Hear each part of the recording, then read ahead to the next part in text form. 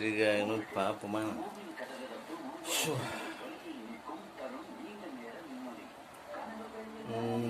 என்ன குழம்பு?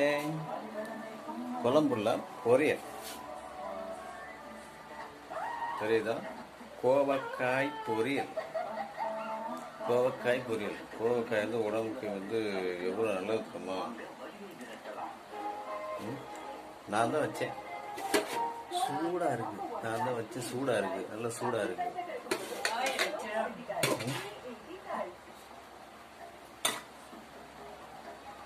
பாருங்க, நல்லா இருக்கா? செய்முறை வந்து எப்படி செஞ்சேங்கிறது எனக்கு தெரியல. இருந்தாலும் குழம்பு நான் வச்சுட்டேன். டேஸ்ட்டு பார்ப்போம், எப்படி இருக்குன்னு பார்ப்போம். நீங்களும் கோவக்காய் குழம்பு வச்சு நல்லா சாப்பிடுங்க. குழம்பு வைக்கலாம், கூட்டு வைக்கலாம்.